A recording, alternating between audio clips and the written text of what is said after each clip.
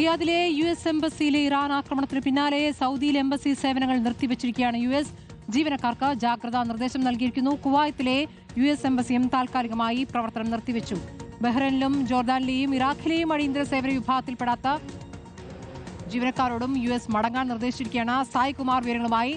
സായ്, ഇപ്പോൾ ഇറാന്റെ ആക്രമണം ഭയന്ന് അമേരിക്ക ഇപ്പോൾ എംബസി സേവനങ്ങൾ നിർത്തിയിരിക്കുന്നു. പലയിടത്തും എംബസികൾ അടയ്ക്കുന്നു, പലയിടത്തും കോൺസുലേറ്റുകൾ അടച്ചിടുന്നു. എന്താണ് ഇപ്പോൾ അറിയാനാകുന്നത് സായി?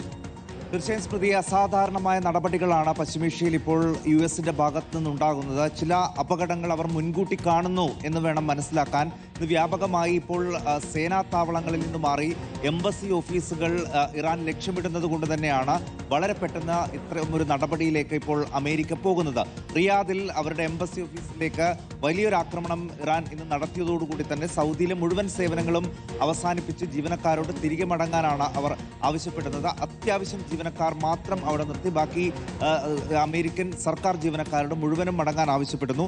സമാനമായ രീതിയിൽ തന്നെ കുവൈത്തിലും അടയ്ക്കാൻ തീരുമാനിക്കുന്നു എന്നുള്ള വിവരങ്ങൾ വരുന്നു. ബഹ്റൈനിലെയും ജോർദാനിലെയും ജീവനക്കാരോടും മടങ്ങാൻ നിർദ്ദേശിച്ചിട്ടുണ്ട്. ഏറ്റവും ഒടുവിൽ പുറത്തു വരുന്നത് ഇറാഖിലും സമാനമായിട്ടുള്ള ഒരു തീരുമാനം അമേരിക്ക എടുക്കുന്നു എന്നാണ്. അപ്പോൾ ഇറാൻ ഈ അമേരിക്കൻ എംബസി ഓഫീസുകളും അവിടുത്തെ ജീവനക്കാരെയും ലക്ഷ്യമിടുന്നു എന്ന ഒരു വിലയിരുത്തലിന്റെ അടിസ്ഥാനത്തിലാണ് ഇത്തരമൊരു നടപടി അമേരിക്ക ഇപ്പോൾ സ്വീകരിക്കുന്നത്. നേരത്തെ തന്നെ ഈ ഓഫീസുകളിലെ ജീവനക്കാരോട് സുരക്ഷിത ഇടങ്ങളിലേക്ക് മാറാൻ അമേരിക്ക നിർദ്ദേശം കൊടുത്തിരുന്നു.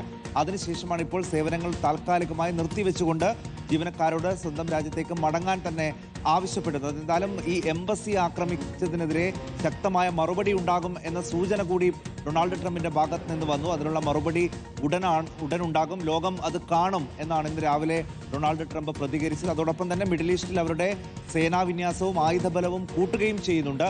ഇന്ധനം നിറയ്ക്കുന്ന വിമാനങ്ങളും യുദ്ധവിമാനങ്ങളും ഇപ്പോൾ കൂടുതലായി പശ്ചിമേഷ്യ കേന്ദ്രീകരിച്ച് വിന്യസിക്കുന്നു എന്ന തരത്തിൽ ചില റിപ്പോർട്ടുകൾ കൂടി ഇപ്പോൾ വരുന്നുണ്ട്. ശരി, സായ്കുമാറാണ് വിവരങ്ങൾ നൽകുന്നത്.